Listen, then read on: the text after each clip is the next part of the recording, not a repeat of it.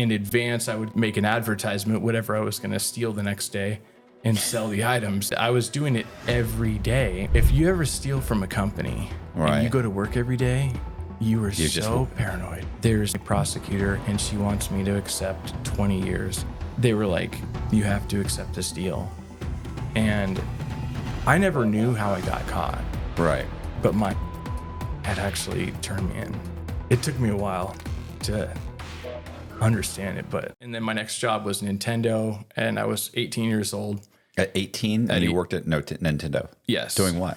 So on the back of any Nintendo you buy or any video game that's made by them, there's a phone number. It's never changed, and that's to their customer service line.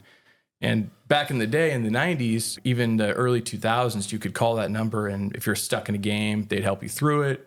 If the Nintendo was broken or you have questions, you call them. What do you mean stuck in a game? Like, so like, I know, look, the last game I played, I was on the run and I was playing Halo 2 had come out. I think we had Xbox.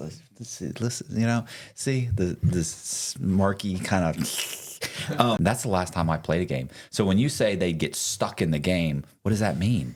So let's say you're playing like Zelda or any game basically that's made by Nintendo, even the ones that weren't, people would still call and ask, and they'd be like, hey, I'm at this part of the game, I'm on level 4 and I'm trying to get Link to get through this castle, and they'll ask to, you know, for help, and you'll give them that seems like cheating. What do you mean? You're supposed to figure it out. It is. And they even had a hotline that you could call and get this anytime for free.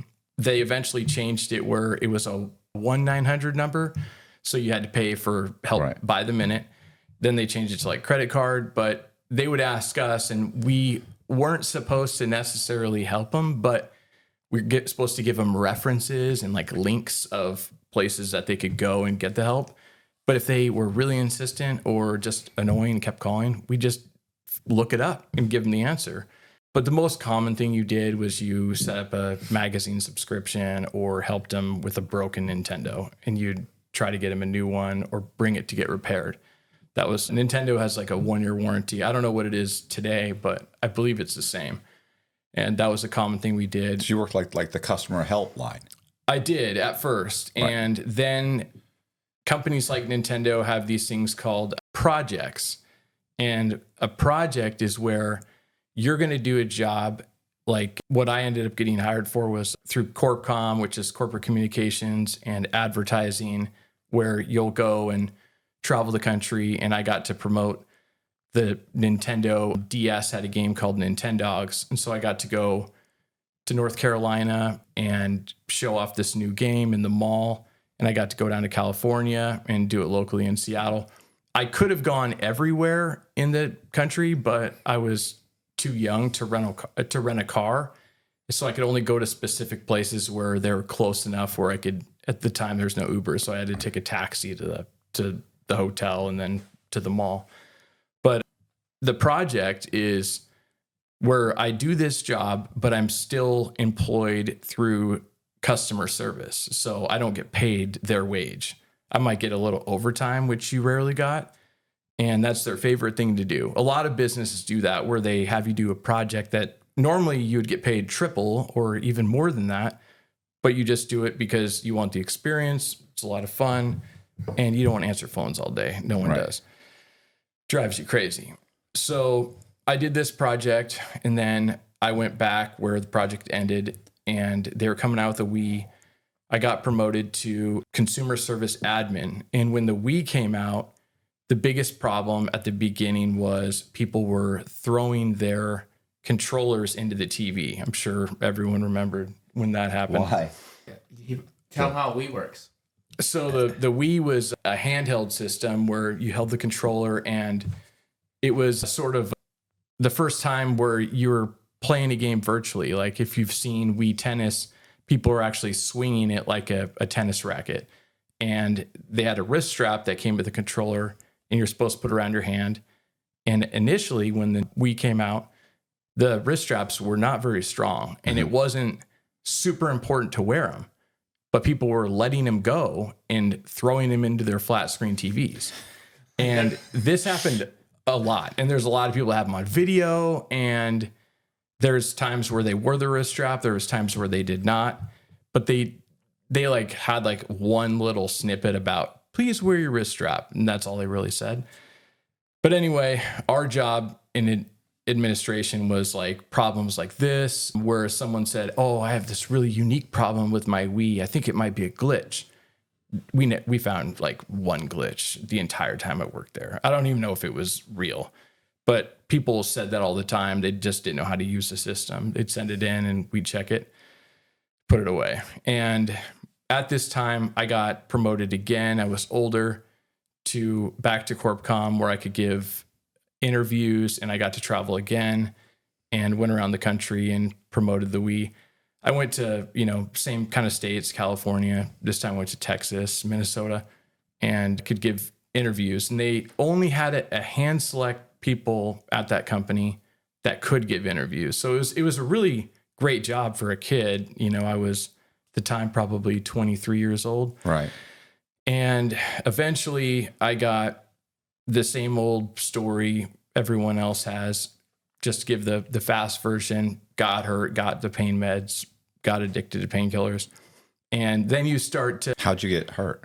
I was just jumping a fence one day with a girl going into this pool, and I had kind of my leg through one of those black metal bars. I was drunk at the time, and it was raining, and I slid down, and it was probably like a nice quarter-size hole, like a couple inches deep in my leg, and I was so annihilated I didn't even realize it. Right.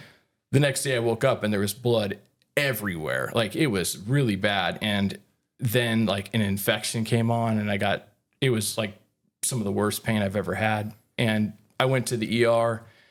They cleaned it up, and then they just sent me on my way with nothing. And I never took painkillers before that.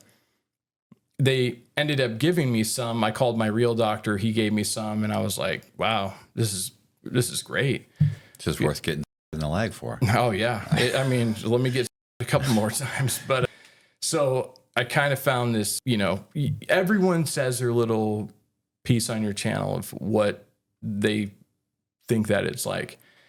My example would be when you have that beer after work and you get that buzz, I would say it's at least 10 times as good as that. Right. Where you feel great. You have these endorphins that are coming out of nowhere. And who doesn't want that feeling to continue? So I continued it and did kind of try to manipulate the situation, get more painkillers till I couldn't get any, and went back to, kind of being normal. But you get desperate because they, cost money. And I was buying them from someone, and at the time I was buying Roxy's from this person, and also the patches. Yeah. And no one knew what those were at the time. And they were 100 micrograms. You could cut them into, quarters or eighths. And we were selling them at the time for like $20 a piece, and which is stupid. Like, they were so much more valuable back then, but we didn't know. But anyway, to give a comparison, like, I eventually started finding Oxy 80s just like everyone else did, and they were really expensive. And to compare to Oxys, I was smoking 2 or 3 Oxys, and I ran out of the patches, and I still felt dope sick. Like, at that time, with the, still doing it, didn't matter, didn't make me better. And you're still working at Nintendo. I'm still at Nintendo, but the problem was I couldn't sustain this habit. I didn't make very much money. Right. They didn't pay that great. So it all started when the Wii came out. And sorry, I was thinking, did you think about going to your boss and saying, listen, I'm having a hard time supporting my drug habit? I really kind of wish I did, and we'll actually get there. Okay. But when the Wii came out, the controller issue happened, and they had just boxes of these controllers, and these controllers were $40 each, and they were not even inventoried. So it all started where I took home a couple, and you could take them to a local game store, and they would give you cash for them, like $12 each. But if I took them 12 and, maybe a game that I had, then I get, I don't know, $100, $150. And they had these cabinets where people would send in their Wii or their Nintendo DS or their game and think that something was wrong with it. It would get tested, confirmed there's nothing wrong with it. And I would just pull out one of these systems, look up the file, and if it was closed, it would get returned to stock. So maybe they would just recycle it, or maybe they would throw it away. But regardless, those were valuable. And I would take what I needed, and then I would go to the game store, or even in advance, I would go to, Craigslist and make an advertisement, whatever I was going to steal the next day, and sell the items. And I was doing it every day, or very often, where I was getting my habit supported $300 a day. But the worst part was that I got a girlfriend who had always been that girl that I wanted when I was younger. She was our neighbor growing up. And I mean, she's probably the second most beautiful woman I've ever been with. And many would say that my wife's the top, but this one was very beautiful. And she sort of looked like a young Catherine Zeta-Jones, like, to give comparison. Her name was Raquel, and Raquel was an addict as well. And when I got in contact with her, I had just stopped using, and I was on Suboxone. I was doing well, and she just got out of jail. So great, and I connected with her. She was clean for the time she was in jail, and she got out. She had the same problem as me, and we hadn't talked since we were back when, like, 16 or 17 years old, and we ended up started dating, which was the worst thing that could have ever happened to me, because supporting yourself is one thing, right, but it got to the point where I was supporting both of us. And supporting what? Supporting your whole lifestyle, or your job, or your drug habit? I mean, she had a job, but our drug habit 100% was supported by me. Okay. I mean, she might buy the drugs once a month, but it just was spiraling pretty fast. And did you live with her?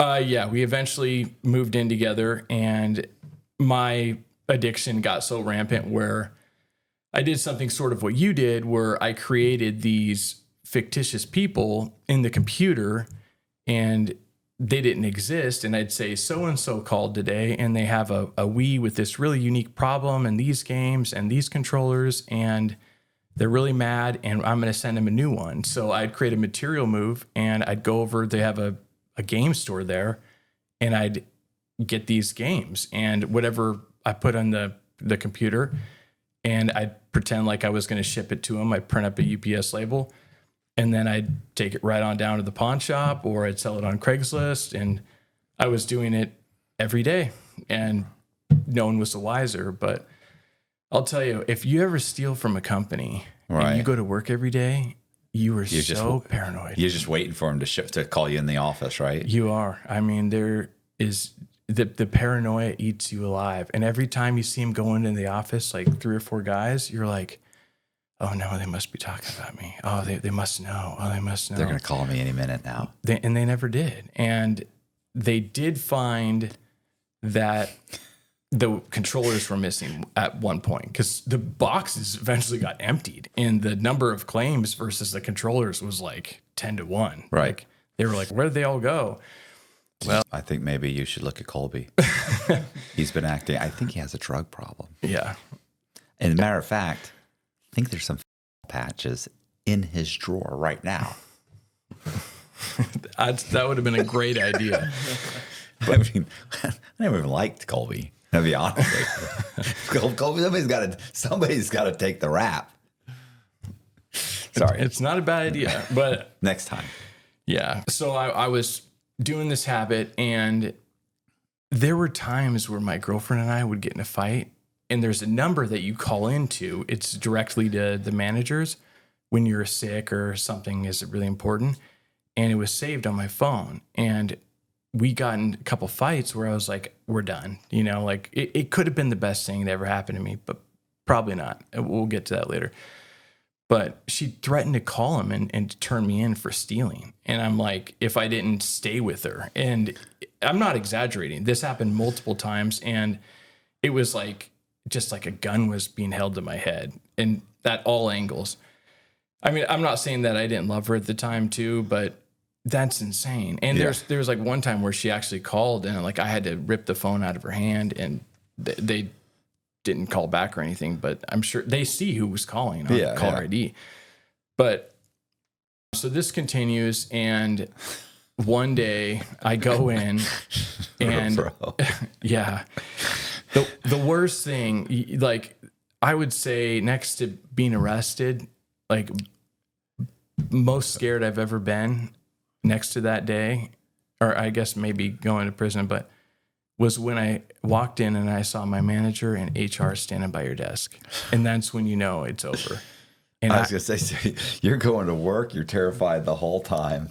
You're going home, you're girls. I mean, it's just a bad, there's no safe space for you in your car on the way to work, maybe. Yeah, it was a super unhealthy situation, but I saw them there and I was just like, oh my God, I panicked so badly. I didn't know what to do. I just ran into the bathroom. I could not face it. Like I had been there at the time for 6 years, started at 18.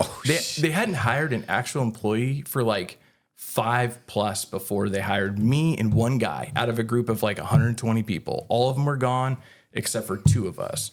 And I blew it. And the walls were caving in. But anyway, I ran to the bathroom and I go clock out, and I drove home to my dad's. And I got to my dad's house, and I don't know why I went there, but maybe just to think, I was just panicking. And then Nintendo's calling, and I'm like, oh my God. I answer it. It's HR. And the woman's like, hey, Brandon, what happened? It said you clocked in and now you're not here. And I was like, oh, I wasn't feeling good. I had to go home. Well, we need you to come in because we know something's wrong. And I'm like, is this about the promotion? That's the worst part, Matt, is that I actually was excelling at my job. They had manager positions opened, and I found out later that they had accepted me for the manager position. And I was so sick about it. I didn't find out until I was in prison, but that was pretty crushing. Is that the letter they sent you to taunt you? No. By the way, this is worse than you thought. No, they didn't do that. You guys are dicks. So the HR person was like asking me about all of these systems. And so if I back up a little bit, I came in one weekend day, I didn't work, and I was going to grab some whatever they had there just to go trade in for some money. Right. And all of the boxes that I had, been making up to send to people, I'd kind of stored away in parts of my desk and cubicle, and they were all gone. And I was like, and I saw one of them on my, like, not my manager, but my supervisor's desk. And I was like, oh no. And the next day was when HR was there, but she asked me if I could, prove that I've been doing everything correctly. And there were times where I would take a normal situation and I would make it look like I was sending them a system too. And I would send them one so that I, could kind of hide my fake ones with the real ones. Right. Normally you would, like, I'm going to send you a system, but you've also written up, it includes a joystick. They had joysticks, whatever. It includes, I'm sending them all these things, but you're really just sending them one thing, but you're keeping some of it, or? No, I would like, you would call with like a problem with the Wii, and I would say, okay. And you would just be really nice, let's say. And you would normally never do this. So I would be really nice, and I would make an exception, and I'd go get them a brand new system and whatever they had, and I would send it to them. And then in return, they would send back the other one. You put a credit card on file in case they don't send it back. And I just did, you would normally never do that, but I was doing it just to try to hide my, fake ones. Right. So she asked if I could prove that everything was legit. And I said, maybe some of it. And she's like, oh, well, what about the other ones? And I was like, I didn't know what to say. And she's like, well, you can either resign or I have to terminate you. And like, I just like started bawling. Like it was like all of that pressure like crushed me in that moment. You know what I mean? Right. And she just waited, and I could tell she felt bad. I was a kid, and I was like, I resign. And so I hung up the phone. I should have probably let him terminate me and try to collect unemployment at least, but I didn't. And so I resigned, and I pulled out my 401k, and they have a pension program there. And I pulled out all the money that I had and used that for a short period of time to support my girlfriend and me. And all we did was get high with the money. And we probably owed a little bit of it too for like borrowing money from friends and family that I probably didn't even pay all the way back. And after that, like, what am I going to do? But I knew their policies and procedures like the back of my hand. So I started creating systems out of thin air. I'd go on their website, type in serial number until something would come up as not registered. When you buy a Wii at Walmart, as soon as you buy it, the store registers that serial number in a nationwide system so that Nintendo can see when and where you purchased it to see if it's under warranty. But the ones that are not registered are either 2 days old or from Costco. And so I would call in and I'd say, hey, I just got this Wii from Costco, and I would tell them a problem I know is for sure going to get me a replacement. And they would option to repair it, like bring it somewhere, or they would send me one. But you're calling the same place you used to work. How many guys are there? I mean, nobody was like, Brendan, what are you doing? I would disguise. I would disguise my voice. Would you recognize the people you're talking to? 100%. And be like, Jennifer, it's not me. I mean, what? I would use an accent many of the times, and I would try to call from different numbers. But they had a new call center that had opened in Oregon not too long before all this happened. I worked in Redmond at the time, and so these people had never seen me. They had only just talked to me on the overflow supervisor line. Right. They wouldn't connect it. No, yeah. They're talking to tons of people every single day. This has now been weeks later, like they're months later. They're not going to remember. Exactly. Yeah. And these people are all new. So they're all trying to keep their jobs. And I would say, I would be adamant, make them send me a replacement. And then I would give them, you can go online and actually, I shouldn't say that, but you can get a credit card number where it's a legit number, just isn't anything. And I would give them that number, an expiration date, fake billing information. And then they would send me this system. And what I would do is I would call a local hotel and say, hey, my wife accidentally is sending something to the wrong place. Do you mind? We have a couple of things coming there. And, oh, no problem. Yeah, we'll be by tomorrow to pick them up. Great. Yeah, no problem. What's your name? And I would just give them like fake name. And then I would head over to the hotel like in Linwood, Washington, and pick up 5 systems at this hotel and 5 over here. Right. And I would sell them online or on Craigslist or Pawn Shop. Or what do you get for them? Usually you get about 60 cents on the dollar. But if you sell them as new on Craigslist, you'll get more money. It's just slower. How much are they brand new? I don't know how much a Wii is. The Wii at the time, you got $110 for trade-in value. And if you sold it, with everything, they were $250 new. And I would usually sell it for like $200 or $175 fast sale so I could get money as quick as I could. I did that more rarely when I was getting the system sent to me. The easiest thing to do was there was like a pawn shop where I could take the Nintendo DS, the handheld system, and they gave you like $70 per unit every time. And I would bring them lots of them, and they buy them up for me like hotcakes. Because they actually just have this little paper and they have like a designated number that they pay, and they would just pay it every time. Or I'd, give some to my girlfriend and she'd bring them in there. I was say, they don't realize that you're coming in over and over again? No, or they don't? I would try to go to as many different places as I could. I really would. And game stores too, all the way up to the border and back. And so I did that for probably 2.5, 3 weeks. And then one day I called about the Wii, and I said it wasn't working. And they were like, okay, we'll send you another one. And I was just so happened to check like the status, and the order was deleted. And I'm like, that doesn't make any sense. Like this never happened. So I called back and I did it with like a DS, but my stories were kind of similar, that I was in Washington, needed it sent to some address, and same thing happened. The order got deleted. I'm like, something. They're obviously they've caught on.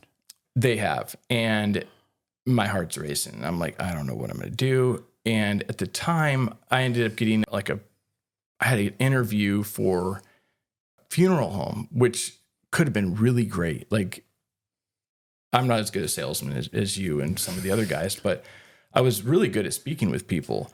I think I'm pretty decent at it today, but my confidence is definitely different than it used to be.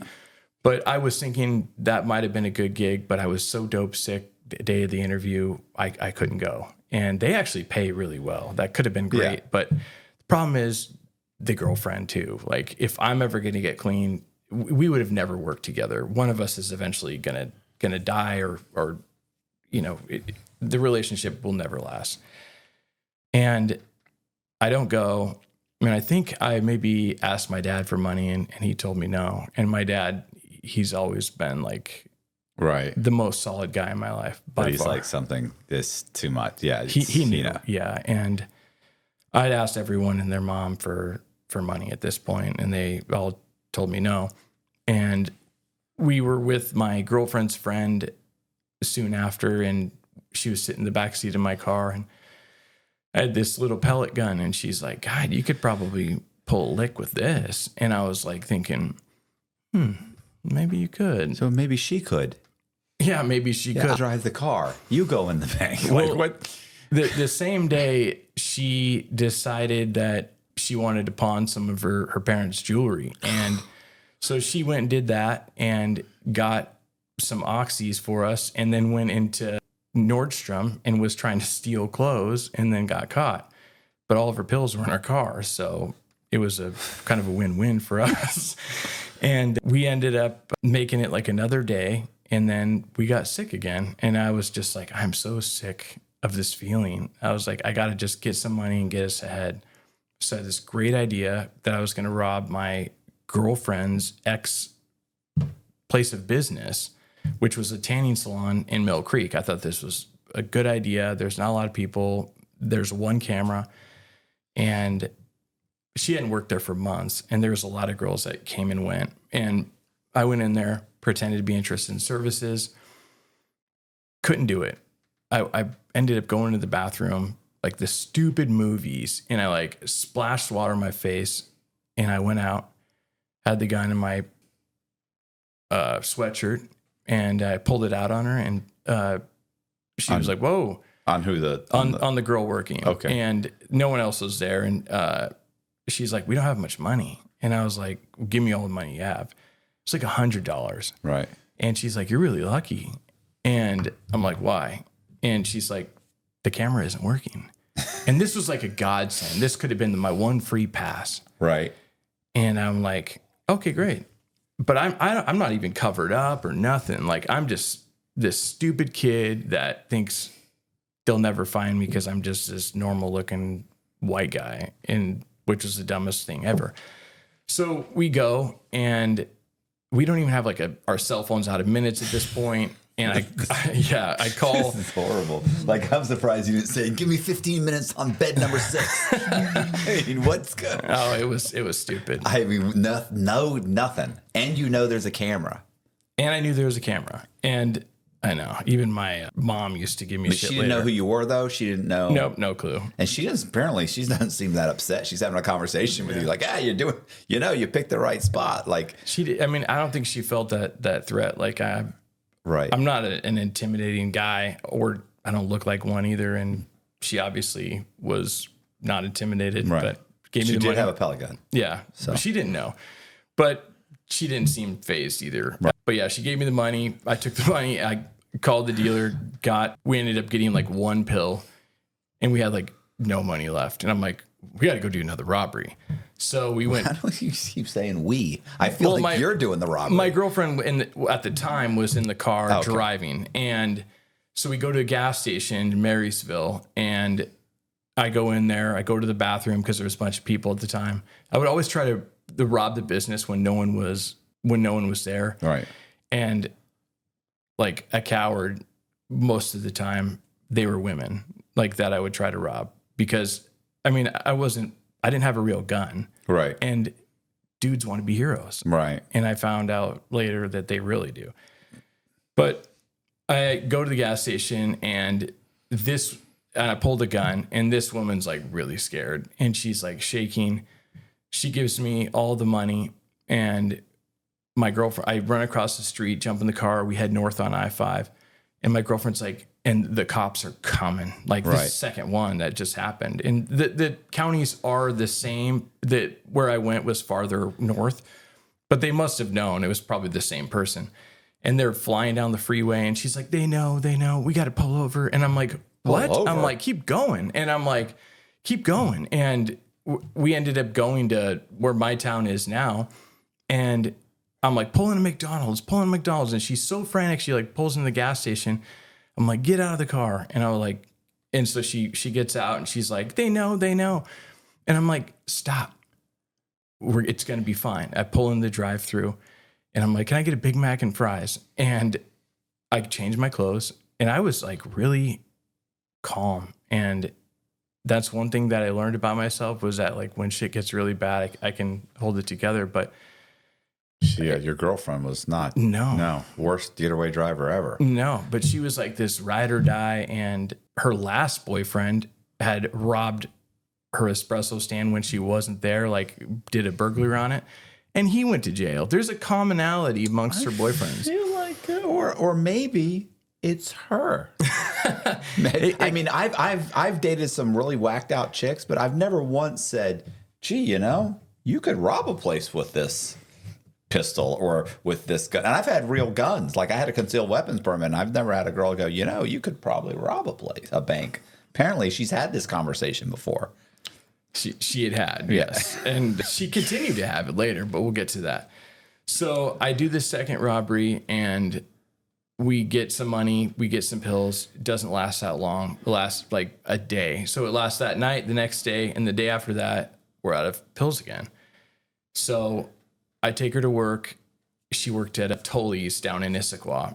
It's a nice south suburb east of Seattle for people listening. And I was like, all right, well, see you later. I'm going to go do robbery. Just like, have a great day. And I went and I looked for a place. And I think the next place I robbed was a skincare place in Bothell.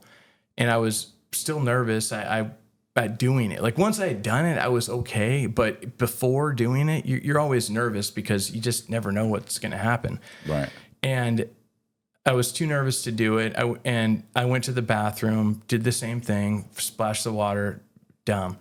I come back out and the girl's on the phone and she's like, all right, well, are you at their store? And she's like, okay, we'll talk to you later. Hangs up the phone and I come around and I pull out the fake gun again. And she's like, has this look on her face like, oh, that's what you're here for.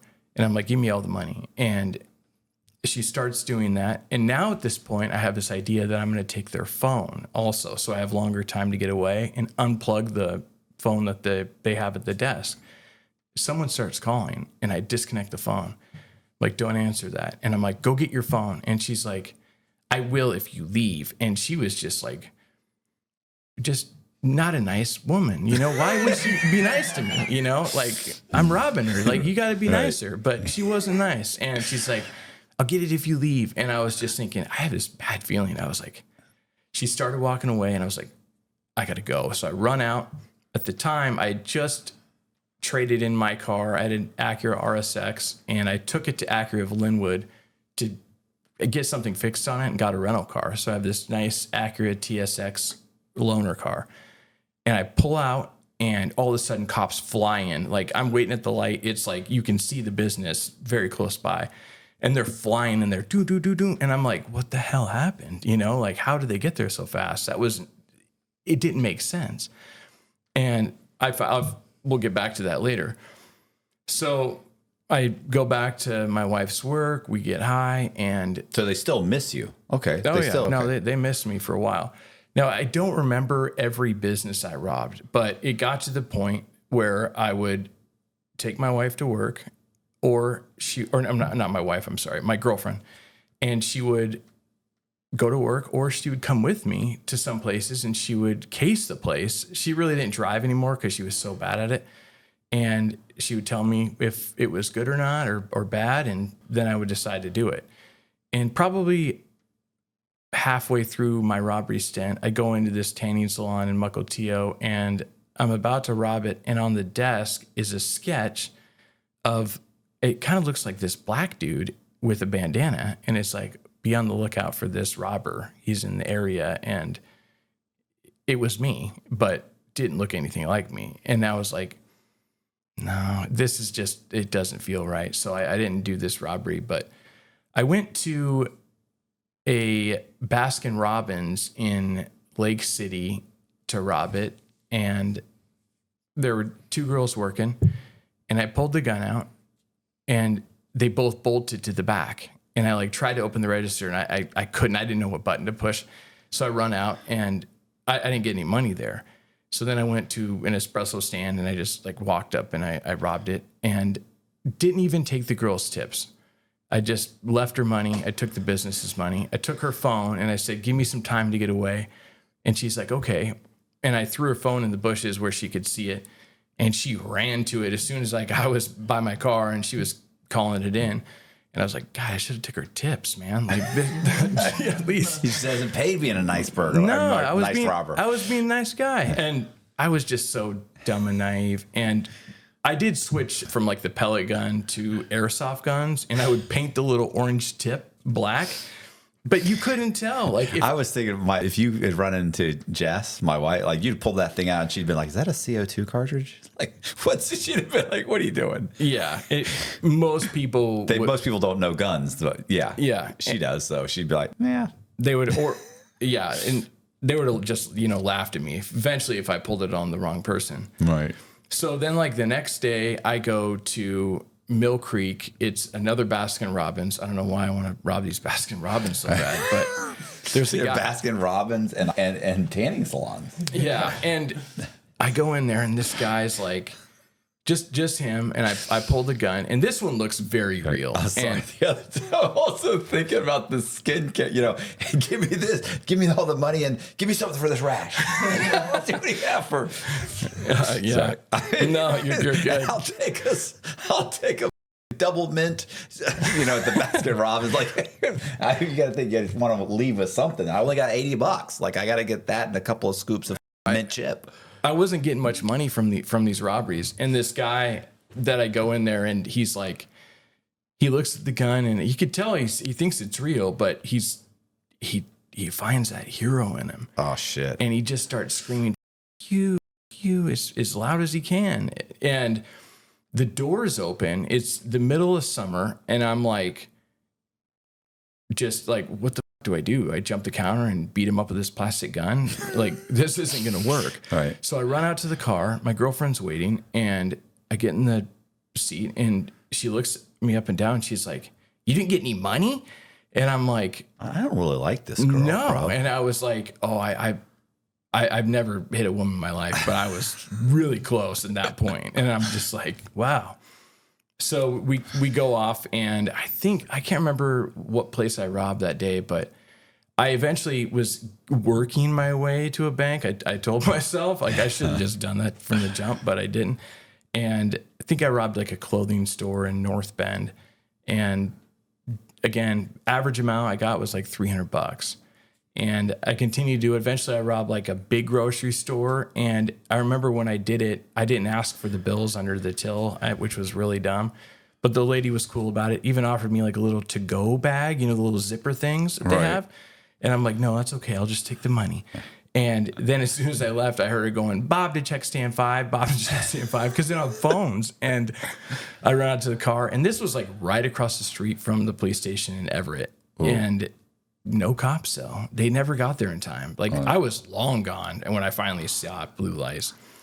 But I'm just thinking this whole time, I'm good. No one knows. And eventually I've done 23 robberies, 2 unsuccessful were the Baskin Robbins. So 25 total.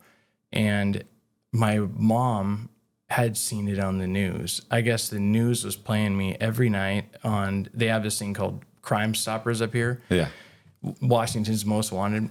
And it was just of me every night. Like I got to the point where I was doing 2, even 3 robberies a day. But do they have camera footage? Like did your mom recognize you? Was there clean shots of your face or what? They were pretty, I mean, they were, if you and I met today, you wouldn't have probably been able to say it was me. Right. But she knew it was me. Yeah, you can recognize. That's the thing about people. Like if you hang out with somebody long enough, they can walk across. They can have a picture of them walking across the room, and you're like, "Oh my God, that's Jimmy!" Like because you see them all the time. It's more than just recognize their face. It's their mannerisms. It's their walk. It's everything. No, you're 100% right. And they had this stupid tattoo. Oh my God! It was like literally the nail in the coffin. Right. And she saw it on the news and everything. And she called my girlfriend's mom. We were staying with her at the time. And she's like, they know, guys. Like, your mom knows. And she was just crying, like, just uncontrollably to my girlfriend's mom. Like, what the hell? And I was like, just tell her it's going to be all fine. It's going to be good. We're going to be okay. And it's not going to be okay. Like the next day, I called 25 robberies. Yeah, I called the dealer, and it was going to meet him, and I was like thinking to myself, I'll go get a pill from him. I'll go do a bank robbery, and then we'll leave. That's what we're gonna do. Like that's leave what, the area? Yeah, the state. That was my plan. And they probably they'll never track you. The feds will never track you down. No, they couldn't have. Because I had my picture all over Washington State, and I go out to the car, and I remember walking out, and there's like a guy sweeping and stuff, and I'm sitting in that Acura, and this minivan flies up, and the guys get out, and they, like, you always hear it, but to see it for yourself, no badges, no nothing, just a gun in your face. Right. And you're just like, you have that feeling that you can't ever have again unless you're in that situation of just, I don't know, like, this is it. And I remember just thinking, like, it's just me. It's just Brandon. Like, I didn't, this isn't that big a deal. I had no idea how big of a deal it was. And they arrest me. And then I see my girlfriend being arrested. Do the whole screaming, get on the ground, the whole thing, or they just pretty much. He's like, he wanted to see my hands, and then they had me walk backwards, and it was, once I was out of the car, it was fine. Like I already knew what they were going to ask, so I like kind of just did it before they even asked, and they were like, okay. They were very fair and nice to me after that happened. It wasn't like they treated me bad. But then they, took me downtown, and they wanted to help me out. The officers did. So what they offered was, they said, well, if you help us out, and you explain your side of the story, then it usually goes a lot better. When you steal from a friend, and then you tell the friend, like, hey man, I did you wrong. And they're like, thanks, man. You'll be all right. And they're like, Brandon, if you tell us like what happened, this is going to be so much better for you. And at first I was thinking, I need to talk to an attorney. Yeah. But they were like, this will go a lot better. And I'm like, these guys are my friends. These guys are great. I'm going to help them out and tell them about all these crimes I did. Yeah. And they have my girlfriend as well, and didn't tell on the girlfriend. Well, she's already told. She did tell. Yeah. I'm just letting you know. And I don't know the story, but I know the story, that part of the story. Yeah. So for sure. The girls they're telling in the car on the way. It was, she must have said it immediately. She was processed in there so fast. Like I was there all day telling my story to all these other detectives of every little city. Luckily, it was 2 counties. It wasn't 3, because technically each county is a strike in its own county. Okay. So they booked me on like 6 robberies. My bail is set at 1.5 million, and it was like a big deal. Like this is 2009, and they're trying to cut down on all of the robberies in Washington State. As opposed to now, you'd have been out on bail immediately.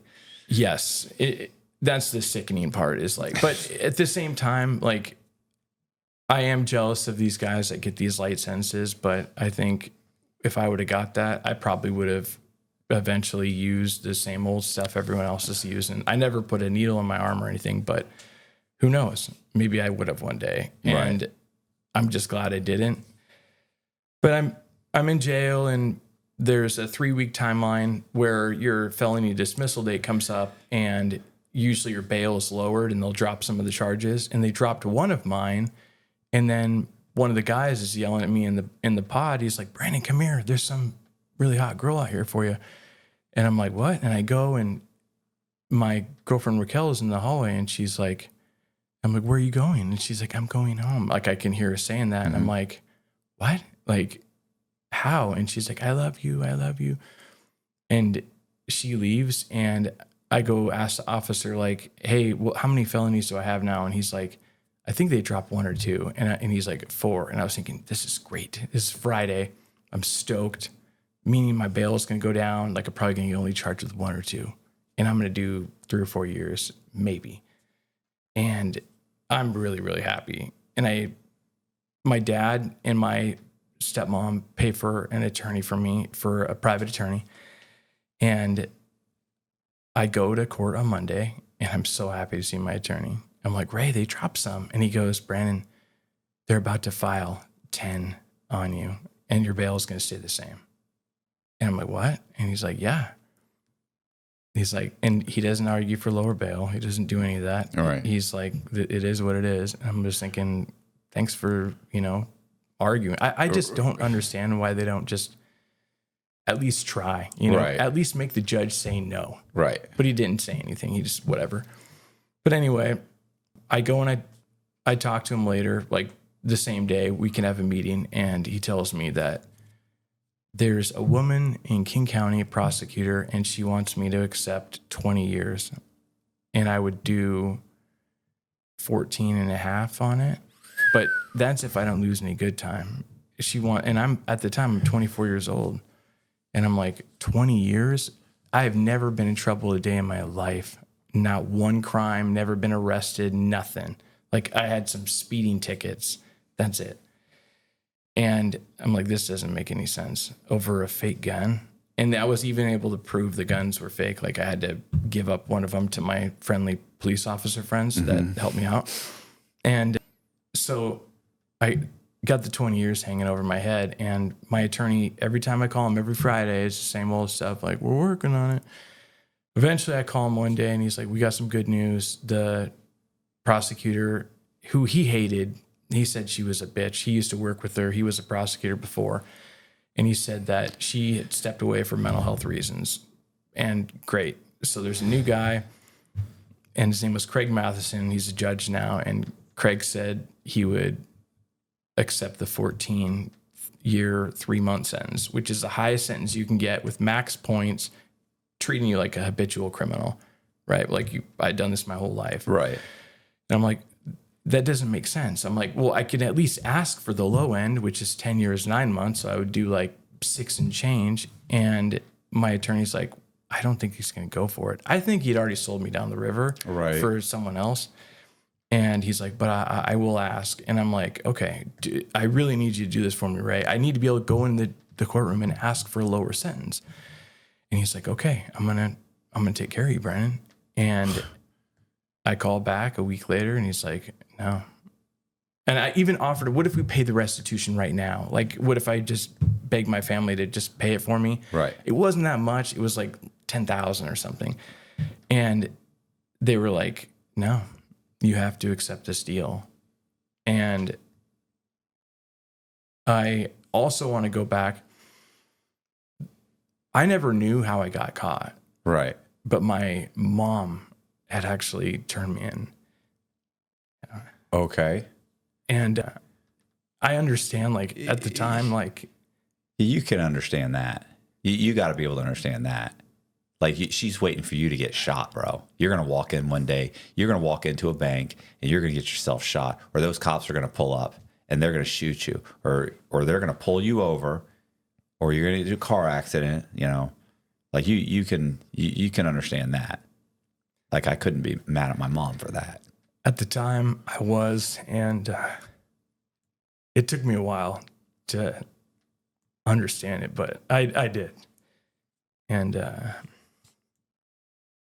that was rough though. Like they would have caught me, and like you said, maybe I would have died. But she protected me, and she was really great when I was in jail. She had everyone there. You want to stop for a second? Yeah. Let me get you. Wasn't planning on. You know what happens is you end up talking about stuff that that you might think randomly in your head. You know what I'm saying? But then you actually say it out loud.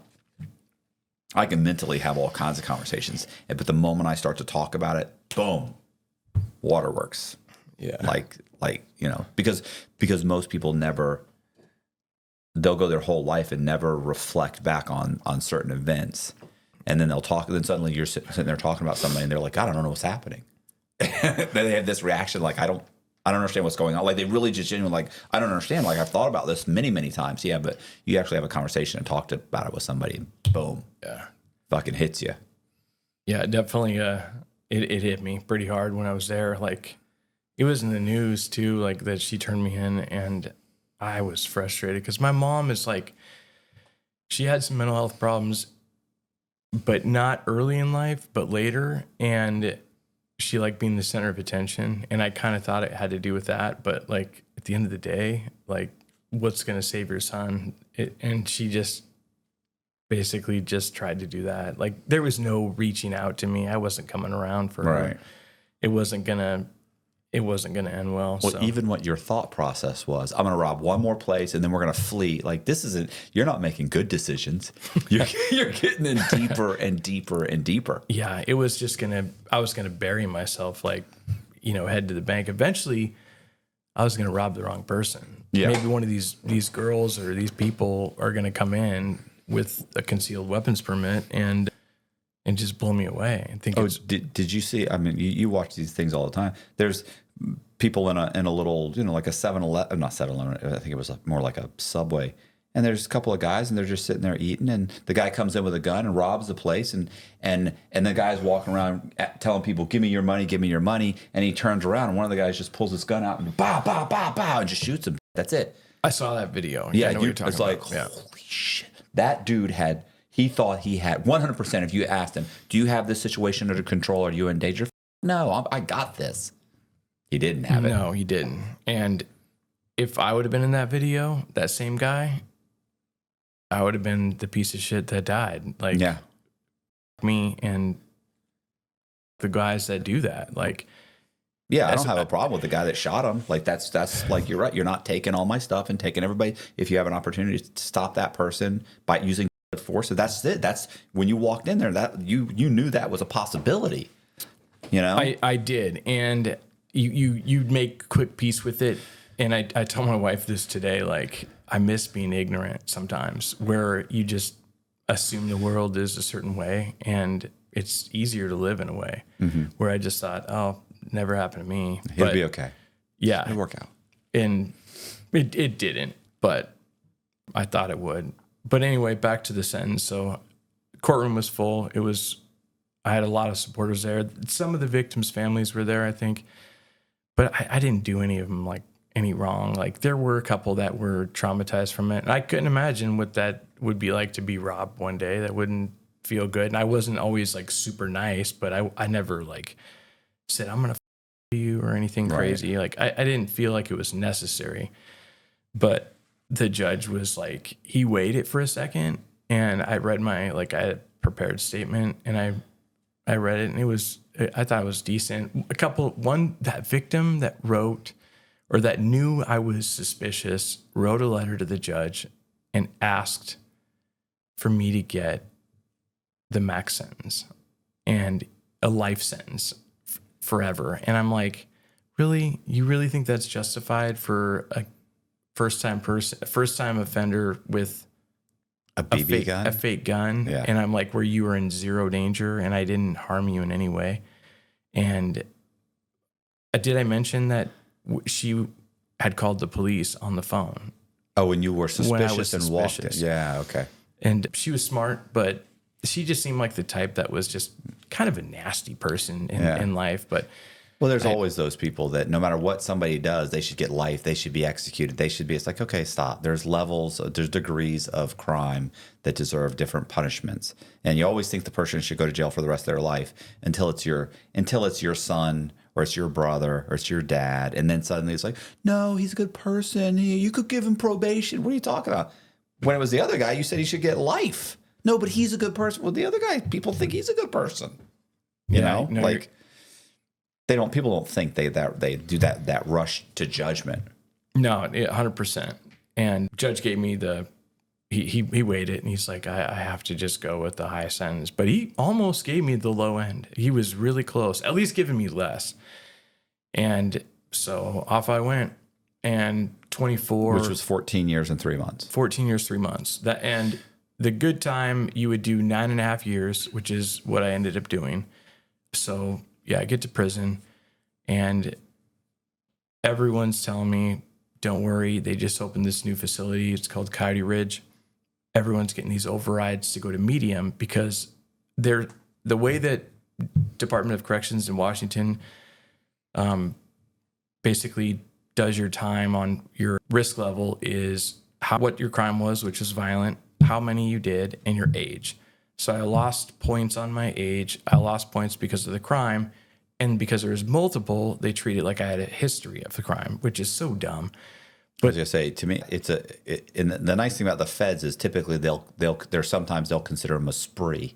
Like this is a series of crimes over 4 months or 3 months. But this is a crime spree, and sometimes they won't consider it like habitual. But mine was over 2 weeks exactly. Oh, yeah, come on, it was insane. It was like I thought I should have got a less sentence, and I'm sure today I probably would. But anyway, I get this counselor, and he's like, "Don't worry, I'm gonna hook you up." Blah blah blah. I'm writing this up really good, and then I get my chain bag when I'm waiting, and it's wall to wall closed custody, which is like the max security in Washington State. There's no worse place you can go. And I'm like, oh God, this is horrible. Like, right. And I'm just thinking, where am I going to sit? That's the thing that scared me the most when I was in jail. Everyone's like, I've seen people decapitated for sitting in someone else's spot. And I'm like, God, what are they going to do? And I get there and I get a room by myself. There's no cellmate, which was great. And I was just like this super nervous kid. And I'm kind of on lockdown until I see my counselor. And these guys come up and they like offer me some deodorant and whatever I need. And I'm like, no, I'm good. And then I finally go out to the yard and everyone kind of told me like, when you're in prison, you don't want to be like the punk or the bitch or whatever, but you can do your thing. Like you don't have to join a gang or whatever. Right. And these dudes approach me and they're like, yo, are you white? And I'm like, what do you mean? And they're like, well, are you white? You ride with us? And I'm just thinking like the whole time I was thinking, I'm just going to do my own thing. Like, right. I'm not going to, join up and be influenced. And I'm like, yeah, I do. I ride with the white guys. Like, and like, this is exactly what I do. Like, and they're like, hey, welcome. Like I'm not like joining a gang. You can ride with your race when there's a necessity. And then there's also, they're going to take you under their wing and they're going to use you for when they need to. Right. And it was fine. I mean, like it was, decent time at first, but you're locked down a lot in the close custody. And eventually the Southsiders and the white guys have an alliance in Washington State. And there was a guy there and he was a known rat for telling on his co-defendants so they all someone and he did a bunch of robberies, tried to get out of it and was like, oh yeah, but this person, I helped bury the body and thought he would help, but they just connected him to that and buried all of them. And he was walking around the unit, and in Walla Walla closed, they wouldn't let people that they knew were rats or offenders walk on mainline. That wasn't supposed to happen. And the Southsiders were pissed because anytime that happened, one of their guys, boom, they're gone. Like they have someone take off on them. It happened all the time. And they're like, this guy needs to go. And so everyone kind of gets together and they're like, well, what do we do? And they're like, well, how about this kid, Jacob? And Jacob was younger than I was, just got there. And Jacob's like, okay. But Jacob catches a lifeline where they send him to the medium. And he was going to do it, but it never really got to a point where it was like when and where. So Jacob gets sent out of there. And now it's me and this guy named Jason. We'll just call him, I don't want to say his last name. Right. But me and Jason are going to go take off on this guy. And this guy is probably like 245. He's benching 225, probably 20 to 30 times. And I'm probably 220. And I could bench 225 at the time, probably 3, maybe 2. And they have weights there? They have free weights, yes, in the gym. And this guy he's a big guy. And I'm not at the time. Like, I'm definitely like nothing. And I'm like, all right, I've like kind of put myself in this situation. And if I say no, they're going to beat my ass. And then my time is going to be shit. But I'm thinking if I just do this thing, I can do it, have a little respect, and the time will be good. And so we all like kind of look at a calendar, like, sort of how we made this date. And we're like, well, we don't want to do it in December because there's football games and then we got our Christmas packages coming. So here, let's do this. Let's do January 5th. And I'll never forget it. Like, Is that good for you? Scheduled. And it works for me, Matt. And so I signed up. And I remember the day before it happened, my counselor called me in the office. I'm thinking, she must know that I'm going to somehow get out of this in a good way. And she's like, hey, we're just doing your assessment. You're going to be going to medium relatively soon. Just stay out of trouble. And I was like, okay, I'll do a great job. And didn't do so good a job. So the next day, Jason and I are going to the gym, and I'm like, you got your address book? Because we know we're going to the hole. You got to bring your address book if you know you're going to go to the hole. And this guy goes to the free weights, and I go into the gym. And just before we're leaving, though, I'm like, Jason, where's your ID? And he's like, oh, shoot, I forgot my ID. And he runs back to the unit. And I'm like, he's not coming back. No, he didn't come back either. And this guy stays out there. It's a winter time for the full 3.5 hours from 12 until 3:30. And I'm just waiting. And there's like multiple times he could have came in, but he doesn't. And I'm thinking, man, maybe he knows. Like, but I like look out there and he doesn't look like he knows. He's like working out. And then finally he comes in and I'm walking in front of him like I'm holding the door for him. And then I just turn around and I just take off on this guy. I haven't been in many fights. Like, this is not going to really go well unless I don't let up. And maybe the cops will rip us off in time where he can't, do anything. And just before the fight, like, this guy was kind of schooling me, get me in shape. His name was Pud.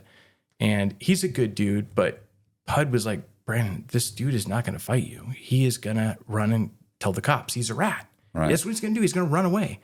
And I'm like, are you sure? And he's like, dude, I'm telling you, he is not going to fight you back. He's going to run to them.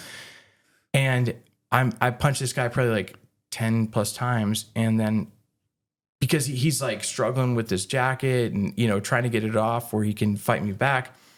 And I like just let up and I'm thinking, and I remember just thinking, okay, he's going to run. He hit me back really hard. Now, and I was like, oh my God, where am I? And then he just starts probably, wailing on me. And luckily I didn't get knocked down, and it gets up to the wall, and the fight lasts a while. Like, I get some hits in, but he definitely like dazed and confused me at one point. But the very last punch I got to land, he had blocked my shoulder, or my right shoulder. And then I finally kind of came to, probably with one of the other punches he landed, and got the very last hit. And then he almost ripped my shirt off when the cops pulled him down, but I never went to the ground. I've never been knocked down in a fight ever. I mean, that's the only thing good I could say, which I guess isn't great. But so I that happened, and then I go to the hole and I lose 2 months of good time, which is a lot. Right. And I have to tell my family like where I'm at, and the Super Bowl's coming up, and my birthday's in January, and I miss it all. And the hole in Walla Walla, I don't know how it was in the feds, but the hole in Walla Walla is very, very small. It's about the size of this I mean, it's basically about 7 feet long and about probably 5.5 feet wide with everything included. And your bed fits in that space. It's just barely your bed, and like I can do a burpee on the ground and jump back up, and it takes practice not to hit the walls or anything. But while I'm in the hole, I like befriend one of the leaders of the one of the white gangs, and I remember when I was in close custody, there was this guy, his name was Al Davis, and Al was just this big shit talker. He talked shit to everyone. I hated him. He was always just like dick to me, and he was first timer too, but he was older than I was. He was like probably 30, and he just acted like just this piece of shit. If I wasn't getting in the fight with this guy, I would have fought him, like guaranteed it would have happened. But I didn't want to fight him and make it look like I was trying to get out of the other fight. Right. Because guys they need something to dwell on. But anyway, shortly after I get in this fight with this guy, Al gets called to the lieutenant's office, and then they do a sweep. And they take all of the white dudes out, all the Southsiders in both of the units that we were in, and they all go to the hole. And I'm thinking, these guys are going to think it's me. And I'm luckily next door to the gang leader, and I'm like telling him, like, I mean, he asks me, and I sent over my paperwork saying what happened, that I lost a good time. And I'm like, why would I lose a good time if I told on everyone? Right. I was like, that wouldn't make any sense. And he's like, find Al. Al's gone. Al told everything that was going on in the unit.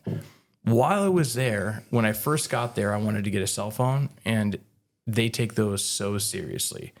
I didn't know this. I was like telling people, I had told like a couple white guys, solid dudes, that I wanted to get a phone. And then the next day, me and my cellmate get pulled into the room, strip searched. They ripped our bunks into shreds, everything in our room. And we're like, where's the phone? And I'm like, what phone? And they're like, we know you have a phone, Brandon. And I'm like, I want a phone. Exactly what I told them. I said, you know what? I looked all of them in the face. I said, I wish I had a phone. I said, I do, but I don't. And I said, I don't know who told you I did, but they're lying to your face. And normally you always go to AdSeg and they make sure, but they must have believed me, and they let me come back just to get in the fight pretty much. So yeah, I'm in the hole. I befriend this guy, and then I get out, and You should have said, you'll never find it. You'll never find that. I've hidden it so well. yeah. Then you would have been like, I was gonna knock that dude out for you guys, but I was locked up because of that phone. Yeah, I wish I did so bad sometimes, but I wouldn't change it. You know, I really wouldn't. Everything I think happens for a reason. But I go to this. They send me to the other unit instead of sending me back to the one I was in. They send me to the other unit where they're Northsiders, and the whites don't have an alliance. So there's like a lot of tension in the unit, and it was a horrible time. Like, it was not fun, but I slipped through the cracks, and my last counselor had submitted me for medium, and they had approved it before The fight. Right. And so I got sent to the medium, and went down there, and it wasn't so bad. But I remember I had this cellmate, and he was like this chunky, like half native, half white guy.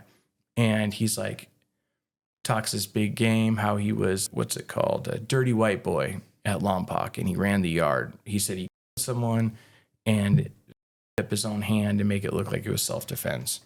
And I'm like, I always just found his stories really suspect. And he like said he was a really good tattoo artist, and I let him do this horrible tattoo on my left arm, like the worst ever. Like I was not Impressed? No, but he was a really good fighter, and you would have never thought it. He had this like mullet too, and we had this guy move in our house. His name was Matt, and Matt was one of the craziest people I've ever met.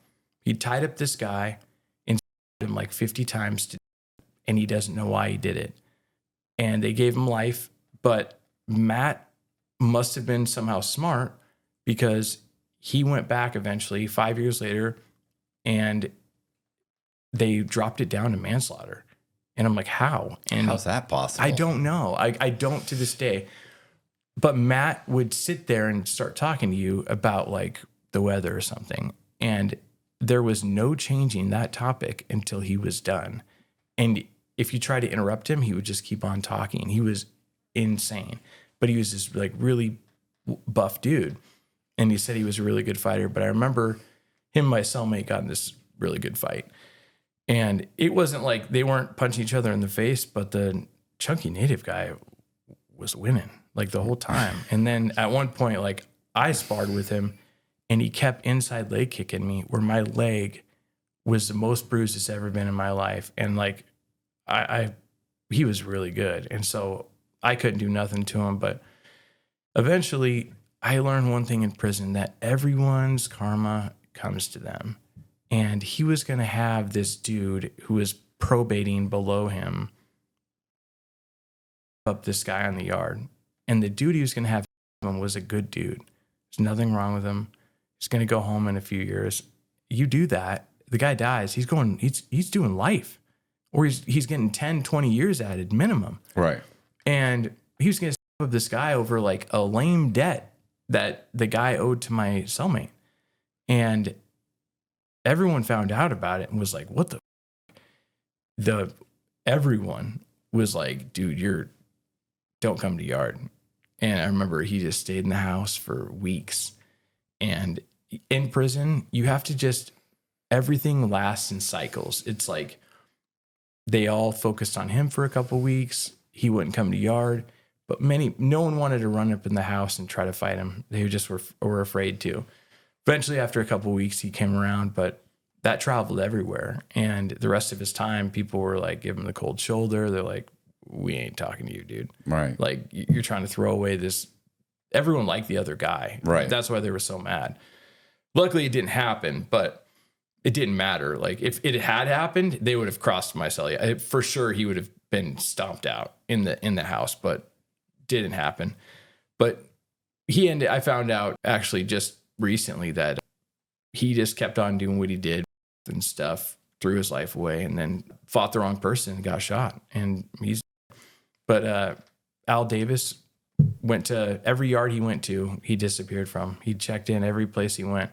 Like, I just learned one thing, that people's karma just kept coming to him. Like, in prison, whatever you do follows you. Where I was, like, if you did something where you just horrible like that, then like Al could have done his time so much differently. He didn't need to, be a piece of shit and then try to tell on everyone behind their back. He could have just done it differently. But I don't know whatever happened to him, but he disappeared. But eventually I got sent down to the camp, and they gave me, in Washington State, they have a really good program called Correctional Industries Install, where you get to go all around the state and work on like the colleges. Any state agency, even city agencies, have to buy certain products from correctional industries, like the desks, the chairs, right, all that stuff. And we got to install it. So we got to travel around and install the stuff. And kind of like the Nintendo thing with you were traveling around to. Yeah. Did that ever catch up with you? The Nintendo thing? Yeah, because you got fired, you went back, you were running the scam, they stopped doing the scam. Did they ever put that? They did have theft one on my case, and Nintendo did file after I made the newspaper and it said I worked there. I think that's when they filed. They needed to. They have a very clean reputation, and they needed to make sure that they distanced themselves from me. They were like, we don't know him. We're charging him with a crime. We hate him. Like, pretty much that's what they did.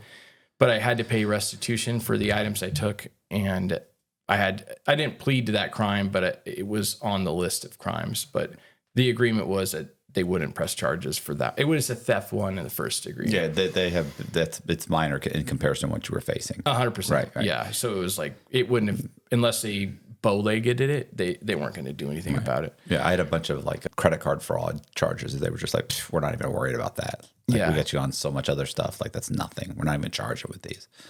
Yeah, the small things are like just inconsequential. But I will tell you though, when I was in there, like in the medium at Monroe, like you meet some people and they'll tell you like, hey man, when you're getting out, I'll help you out. I'll help you maybe get a job. And one of my good friends, his name's Brandon, he told me that. And when I made it to camp and I was getting ready to go home, I'm like, dude, I need a job. I need to go to work release and I need a job.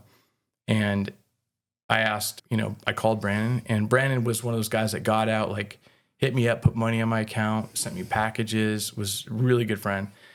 Very rare in there, very rare. And he comes from a good family. He, had his own demons.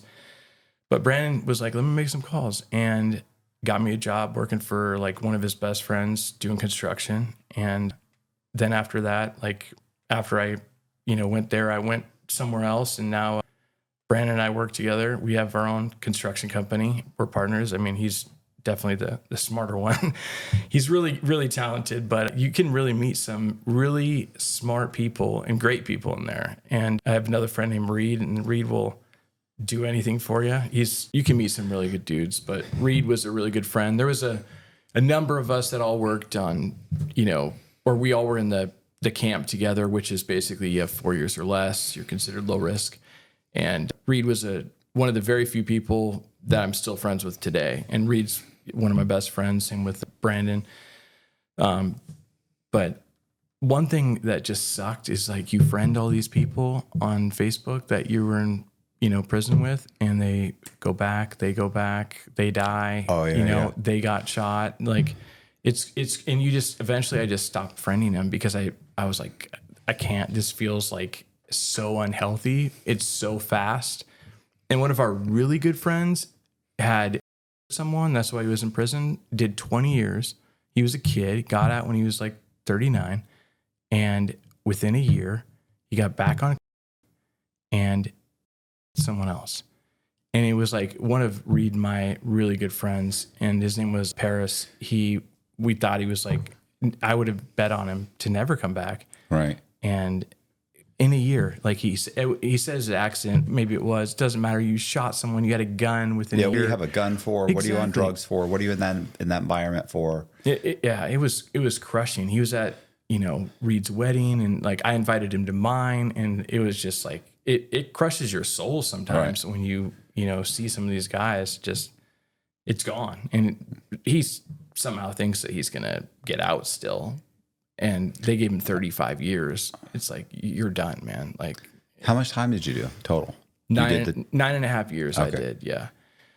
Did you go to a halfway house? Yeah. So while I was in Monroe, the medium, I got from Walla Walla, I got sent to another medium called Coyote Ridge. And then we had to do this. They do these programs in Washington State where like they come up with some BS and they supposedly lowers recidivism, but you get nothing from it. The only thing they would give us was a preferred institution, and anywhere east of the mountains in Washington State, horrible living. It's depressing. Like Coyote Ridge everything is gray. They have gray rocks. There's no grass. It's far away. They don't treat you good. There's like cool guards and shitty guards. I will say Walla Walla's guards were actually pretty cool. There's some old school, really cool guards there. Coyote Ridge, they were shitty. And then we did the program, got sent to Monroe, which is way closer to my house.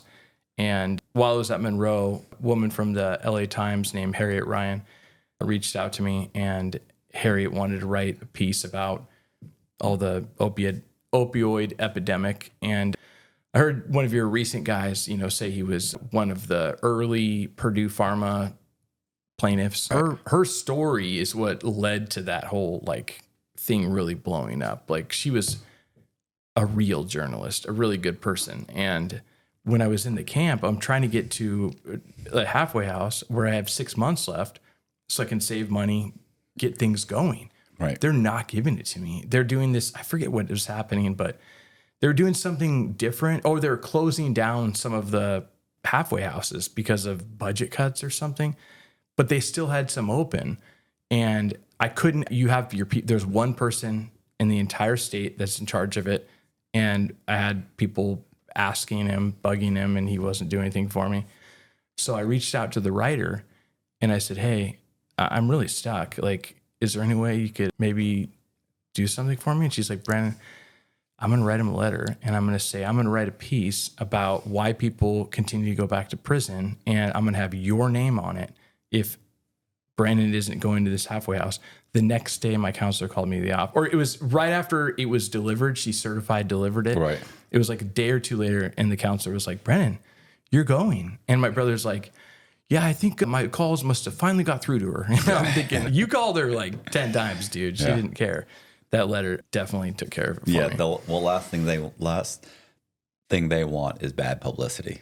Yeah, and it was so fast. But yeah, I got to the halfway house, and yeah, Brandon Wilson is his name, my friend. Then I worked for his buddy, it was weird. I had to take like 2 buses to go to the very edge of King County and work, and they allowed it, which was cool. And I did construction for him, but I wasn't like really in the groove. I got out, and I wish I had more of your mentality where I got out and just knew what I wanted to do. And I didn't want to do construction.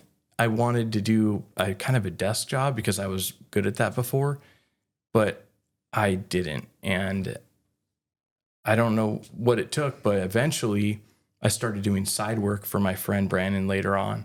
And it just like one day I was just getting that quick cash, and I was like, I like this. And then I really grew to, I had done construction a little bit here and there for my dad growing up, and I was like, God, I couldn't imagine being outside all day. Like, this sucks. You're in Washington. Yeah, and it rains. It's freezing. Never. I was thinking it's not hot. it's miserable in the fall and the winter. Oh my God. I'd rather work in the cold. I guess not the rain, but I'd rather work in the cold than I would the heat. God, bro. Oh yeah. Or I guess I really don't know, so I shouldn't say. But I've never worked in the really super cold. When it gets cold here, like you guys are wearing shorts.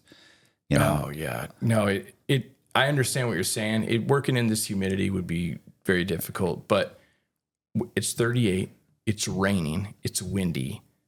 That is hard. I would say my grandpa worked in Alaska for like a long time and in Washington, and he said that the rain cold is the hardest because he's never been down here, but right. Those two, it's the hardest because you're sopping wet and you're freezing, and it's easy to get sick, but eventually something just clicked where I got with that cat burglar woman you had on here called the Hustle Bug. I think it was her. Yeah.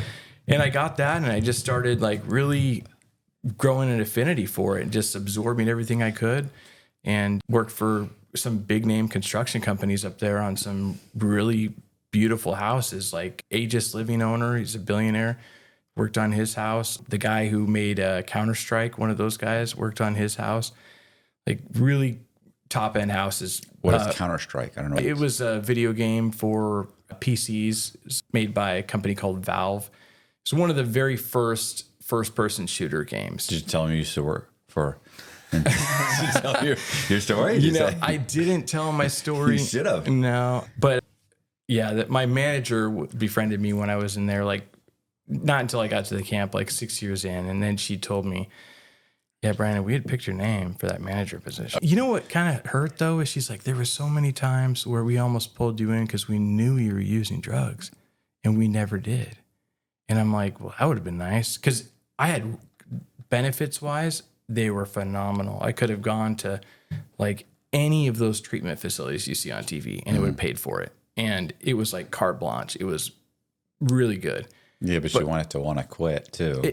I kind of did, but I would have lost my girlfriend, which, oh God. When I was in prison, I met this guy. He comes up to me. He's like, hey, you're Brandon. And I'm like, I don't know you. And he's like, you're Brandon, Raquel's boyfriend. Or he said ex. And I'm like, yeah. How do you know her? And he's like, I'm Jeremy. It's me, Jeremy. And I'm like, I don't know you. And he's like, what? And he's like, I was with Raquel while you were gone.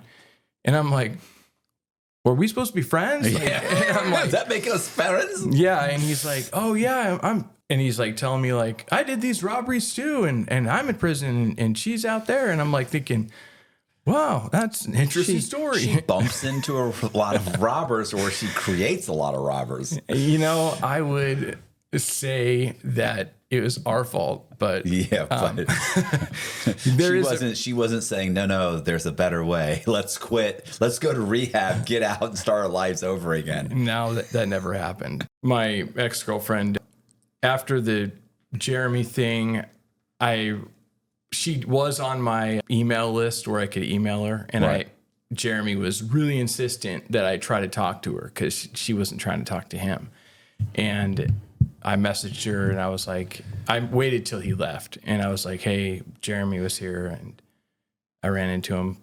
He wanted me to reach out to you. And I was not actively talking to her or anything, but she replied right away. And she's like, oh, I figured you might run into him, tell war stories about me, blah, blah, blah. And I'm like, okay, you know, not much to it. I didn't stay in contact with her. One thing though, that happened when I was in close custody, Walla Walla, it was so frustrating. I had gotten like a couple letters from her total. Like that was it. And we had been together for over a year before. Right. And like I took the whole rap for her. She went home. She was good. I mean, not saying that she needed to come in with me, but her life continued down the same pathway. Like nothing was changing it. But while she didn't suddenly straighten up. And, no. Okay. So while I was in Walla Walla, she sent money to my mom for me to put on my books for commissary. First time she'd done anything for me. And I needed it the whole time. My dad took care of me. My brother, Jordan, took care of me.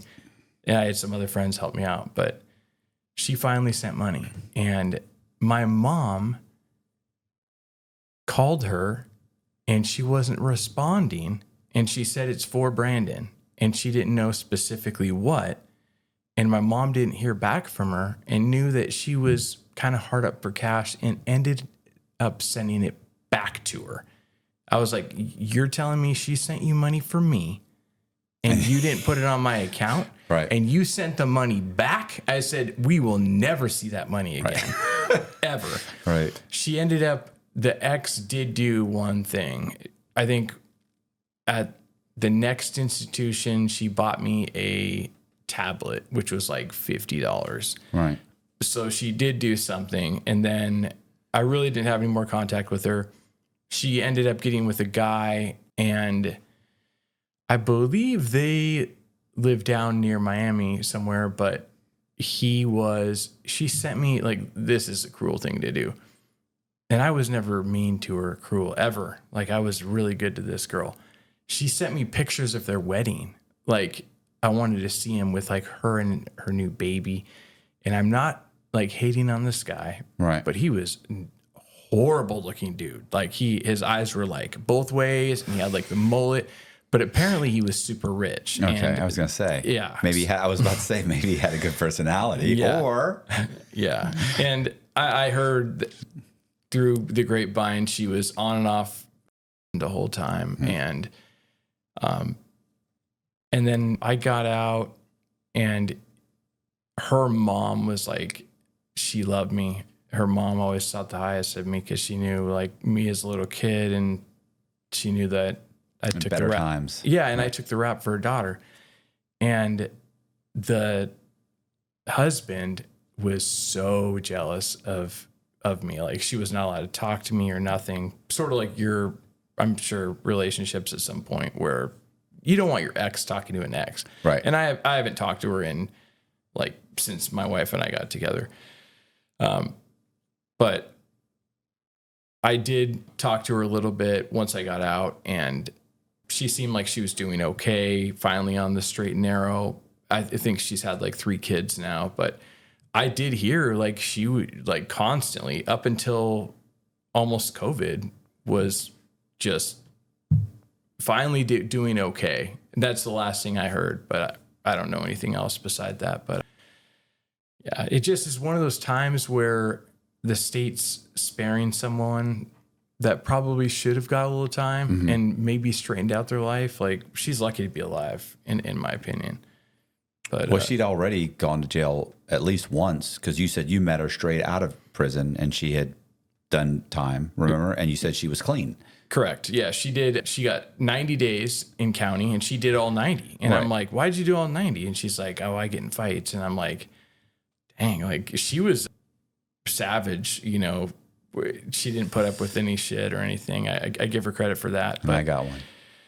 yeah, but she was not a loyal person at all, you know. And like my current wife, she's the exact opposite. She's loyal to the end, you know. That's all you want in your girl, or anyone really in your life that you really consider a friend or family, is just to have her back when you need it. She never had my back. The other girl, like, sold me down the river to get out, and I get it. She was a young girl, and I really didn't hate her for doing what she did. It was pretty shitty to send me those wedding pictures, but Right. She probably didn't mean it to be shitty. She probably meant it to be like, hey, I'm doing well, if you were curious. You think, I mean, or do you think she was just a mean person? I think it was a little vindictive. I don't think that she was doing it to say, hey, I'm doing well. Like, she sent baby photos with her and this guy, and at the time, we always talked about having a kid. It was It was cruel. It wasn't like, she did it in a way to seem non-cruel, but women can be funny sometimes, man. Like, they can be very crazy, especially when they're doing the drugs that we were doing. But I put myself in that position. It's my fault. I'm not blaming her in any way, like, especially for the crimes. I know we joked about it, but it was entirely on me, no one else. Yeah, I was going to say, my wife's never happier than when she's picking on me. I can even tell when she thinks mean things.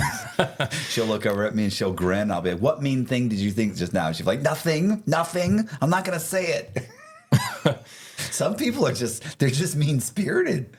No, you have a great wife. She's very nice, and I could tell, like, she kind of keeps your head up, because I'm sure you would do some things that you probably wouldn't do if she wasn't around. You know what I mean?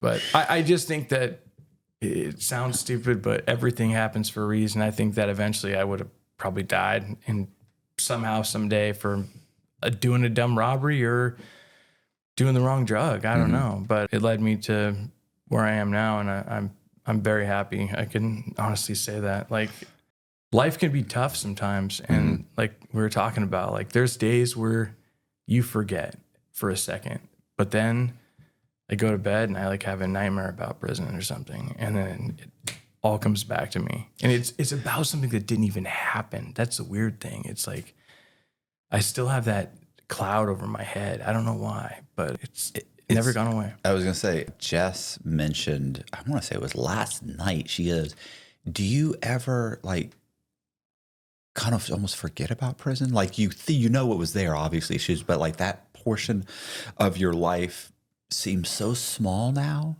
She's compared to your life now. And I was like, she's like, I mean, she was like, I mean, obviously for me, it was smaller than, yours.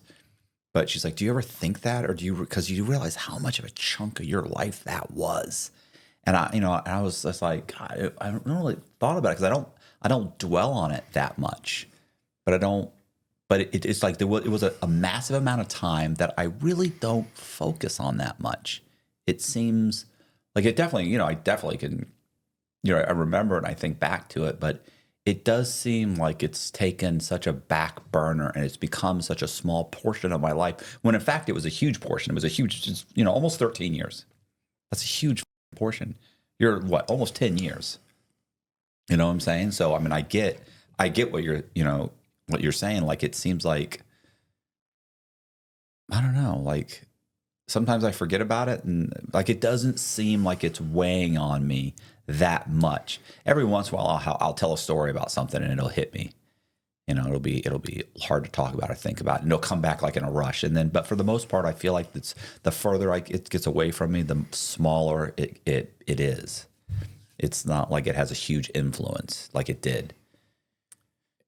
For me, it's just subconscious. It's weird. I have these horrible nightmares about it. It's like I'm gonna go back or something, and I'm like, oh my god. How long have you been out?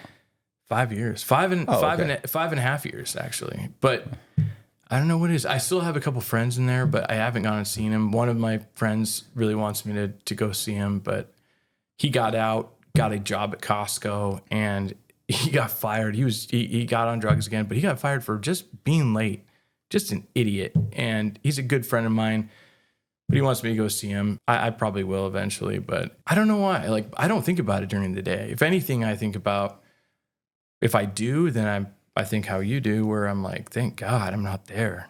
Could you imagine being there in COVID, or, just there's so many days I remember being so bored because they lock us down, or, just anything happens that, like, the water gets shut off. They're like, no showers today when you come back from work. And you're like, and I've been under desks all day in these DSHS offices. This is disgusting. Like, no way. And I'm just grateful. But sometimes I have to think about it because it's easy to get caught up and just, be like, and get mad, or, almost get road rage. But then I'm like, what's this going to do? Like, how's this going to work out for me? No, if I think about it at all, it just makes me feel appreciative of being out, and how just awesome it is out here, And bro, it was awesome when I was sleeping in that chick's spare room. That was awesome. If you sleep hot at night, you know how disruptive that can be. Whether you're having trouble falling asleep, you're waking up sweating in the middle of the night, or all of the above, that's where Ghost Bed can help. As the makers of the coolest beds in the world, Ghost Bed is your go-to for cooling mattresses, cooling pillows, and cooling bedding. From their signature Ghost Ice fabric to patented technology that adjusts to your body's temperature, every Ghost Bed mattress is designed with cooling in mind. So whether you want a plusher mattress that cushions your shoulders and hips, or a firm option with exceptional support, your Ghost Bed will keep you cool and comfortable all night long. When you purchase a Ghost Bed mattress, your comfort is guaranteed. You can try out your mattress for 101 nights, risk-free, to make sure it's the right fit for you. Plus, they offer free shipping, and most items are shipped within 24 hours. If you're not sure which Ghost Bed is right for you, check out their mattress quiz. You'll answer a few questions and get a personalized recommendation. Even better, our listeners can get 50% off site-wide for a limited time. Just visit ghostbed.com/Cox and use the code COX at checkout. Again, that's ghostbed.com/Cox with the code COX at the checkout to save a whopping 50% off site-wide. I'm like just happy that I'm out of prison, that I'm not in prison. So I don't, like I said, I don't dwell on it. If I do at all, it's just to think how glad I am and how good things are out here. No, and I think it would have been. It was like I said, it was like that when I was broke, when I was in the halfway house the whole time, the spare room the whole time, the one bedroom I was in, every single step. Like, I've just been so happy to just be out of prison and be out here, and everything's so good. Because I think my situation was so just desperate to begin with, that I just kind of thought I'm going to be there till I'm 60 something years old, and I'll probably die in prison. And who knows? Like, if you get sick in there, you just, there's just a good chance you may just die. Unless it's something they can basically fix fairly easily. But I'm seeing so many guys get cancer, things that need immediate attention. They don't. You need something that's expensive and needs immediate attention. Yeah, bro, you got a problem. There was a guy with a gallbladder he needed out, and when I was in the medium, he was getting out in a month. And he got jaundice, and they were trying everything in the world just to keep him alive enough to get him out the gate. Right. And he eventually got so sick that he pretty much fell over. And he was a young guy. He was probably 30. And they took him to the hospital, and the hospital was just livid. They were like, what the F? Like, no one's helped you? Like, He had been getting seen, and they had been giving him, here's some ibuprofens. And they had to do an emergency. Like, he would have died. They were like, you will die if we send you back right now. And they fixed him, but they are really bad sometimes about taking care of you. Like I remember when I went, it seems dumb, but as a young 24-year-old, you don't think for sure you're getting out. Like I did not see the light at the end of the tunnel until I probably got to the camp when I had 3.5 years left or something. It's just kind of weird where you just think something is going to happen. They're going to come get me. Like I still had that feeling till the very end. Where I've told you. I'm not told you. Sorry. I mean, I've talked about that before. I talked about that the other day we did a video on like finishing probation. Listen, for the first 6 months or so, I'd hear a knock at the door. I kept thinking I was going to open the door, and there were going to be a couple of sheriff's deputies or a couple of marshals there with somebody saying, "Listen, they f***ed up, bro. Like, I'm sorry. Turn around. You're like." You got an extra 3. There was a miscalculation. You got an extra 8 months or an extra 3 years, or the court just reversed whatever. And then you're like, I almost felt like that was going to happen. And if it had, I'd almost been like, I kind of thought something might happen. Yeah, let me cuff up, Like, I mean, felt like it, or count like around about 3:30, 3:45. I would start feeling sick to my stomach because in the federal system, you have to be standing in your cell waiting to be counted. Shut your mouth. Don't talk. You know what I'm saying? Like, don't say anything. It has to be quiet. Just nothing. You got 180 guys in their cells. Completely quiet. Waiting for the cops to walk by, with some of them have clickers. Some are just like, and there'll be 2 of them walking for the shift, right? So by 4:00 is when it happens, but you already know, it's coming. So you're getting your stuff, so you start feeling uncomfortable. And when I was out for 6 months, while I was out, I would feel sick because they count you in the halfway house too. So not at 4:00 if you're at work, but so I would feel sick to my stomach for 6 months after I got out. 1, thinking they're going to come get me, and 2, well, it's close to count. And then eventually you realize, like, nobody's counting you, nobody's coming for you. Eventually that, kind of, fades away. But yeah, it's funny because I've talked to guys who have been like, oh yeah, around count time. Yeah. It's like you get that anxiety, like I'm supposed to be in my cell. Even though there's no cell to go to, it doesn't matter. It's an irrational thought. It's like having a panic attack. Yeah. It's completely irrational. You could be telling yourself, I'm having a panic attack, and there's one part of you is saying everything's fine, it'll pass, and the other part of you is saying you're about to die. And your heart's racing, and you're thinking, that's it, I'm about to die. Oh my God, what have I done? What's going to happen? And you're like, then the other part of you is just going, it's fine, it's a panic attack, it'll be over in 30 seconds. It's the same thing. It's irrational. You know what's happening, and yet you've got this emotional or sometimes physical nervousness. It's anxiety. I know how you feel. I don't know if you heard, our state actually did that, where they miscalculated a ton of people's time because of enhancements, and people were released, and they were going and getting them, rounding them up, sending them back, and making them do the rest of their time. That's disgusting. It was so sad to see. And I had like a couple of people I knew really well, and they had to come back, and they're like, I have 1.5 years left. And I'm like, well, where were you? And they're like, I was out, I had a job, I had a girl, I had this, and now it's all gone. And I'm like, oh my God, I couldn't imagine. And then that guy gets out, and he goes out, he gets frustrated, anxiety, he can't reacclimate to society. He goes out, he commits a robbery or burglary or something, and everybody's, he's a scumbag. No, he was doing okay.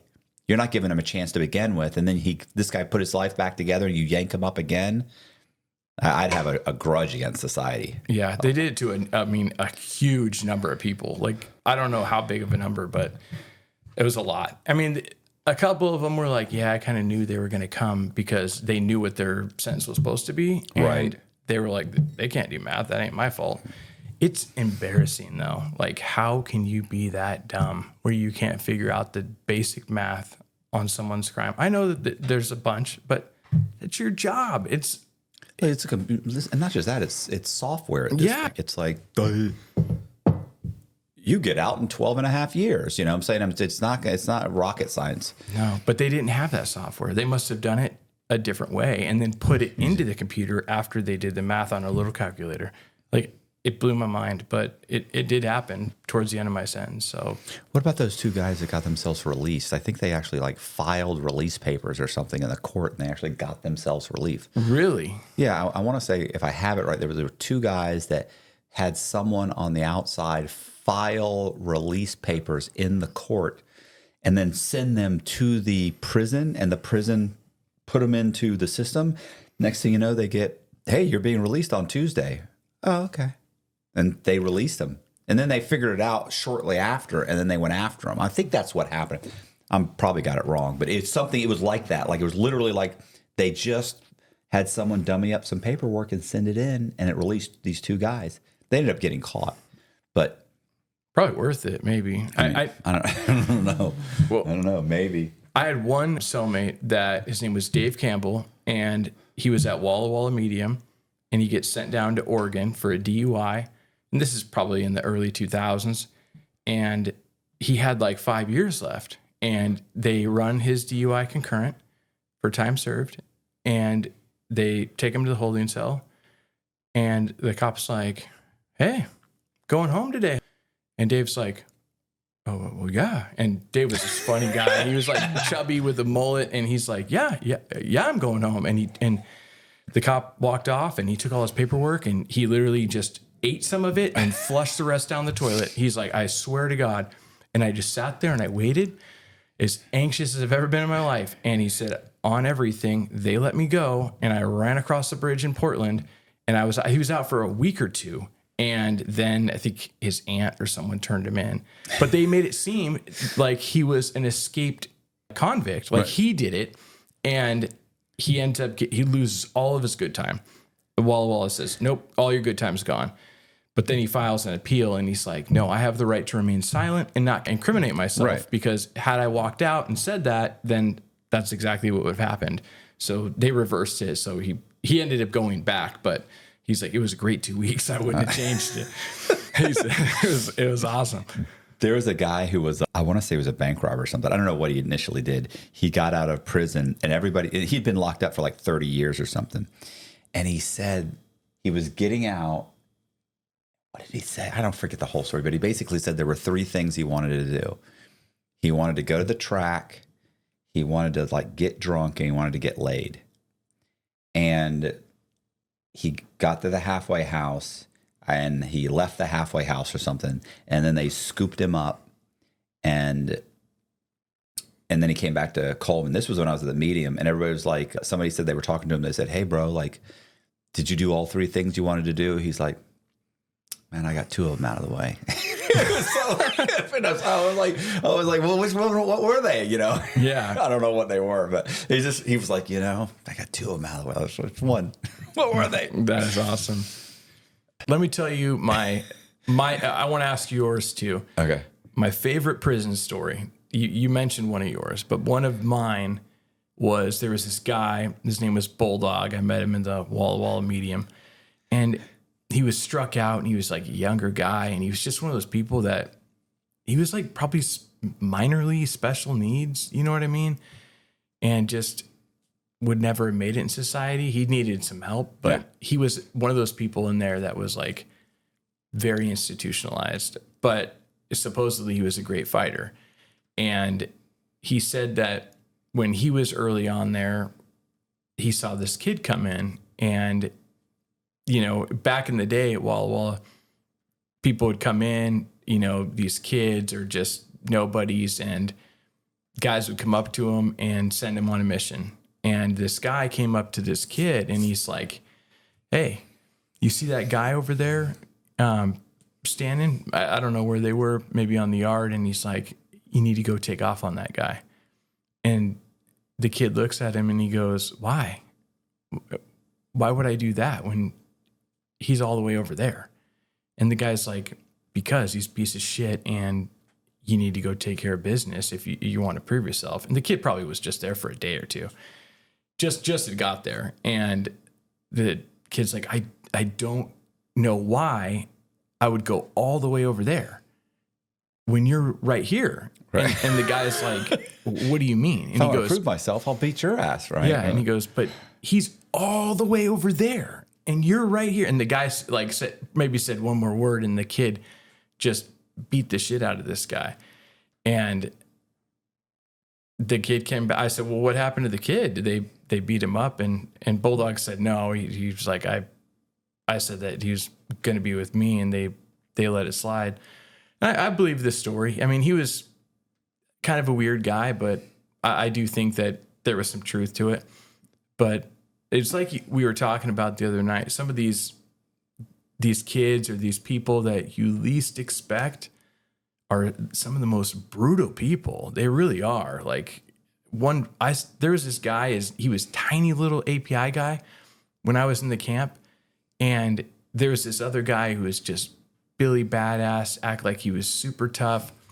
And apparently he got the shit kicked out of him. There was like blood all over, and the police came. They were doing like a walkthrough with a video camera for like a crime scene. And it turned out the little guy just almost this guy, and with his bare hands. And they thought there for sure was a weapon, but it was just his hands. That's it. Nothing else. But that was probably my favorite story. I love that. And it was great. I love that. Hey, you guys, if you like the video, do me a favor, hit the subscribe button, hit the bell so you get notified of videos just like this. And please share the video because that is so important to the algorithm. It's huge. Also, please consider joining our Patreon because we put Patreon exclusive content. We got a whole slew of stuff that we talked about here that isn't going to make this video because we went off on a tangent, but because I went off on a tangent for an hour, 45 minutes. What did you say? An hour. I went off on an hour-long tangent and it was what? It was about basically people that I've seen that were a part of my conspiracy in Tampa, people that I've seen since I left prison, and interactions that we've had that have, in some cases, I think were okay. And in some cases were really bad. So we're going to put that on Patreon. Patreon is $10 a month. We put Patreon exclusive content on Patreon. That's why we call it Patreon exclusive content. So, and it's only $10 a month, and I really do appreciate it. Thank you guys so much for watching. Oh, wait a minute. Do you have any, just anything you want me to put? Do you have like a social media or anything you want me to put? No, nothing to link. Just thanks for watching, guys. Okay. Brandon's a bigger person than me. He has no social media, so he's not interested. But I appreciate you guys watching. Thank you very much. See ya.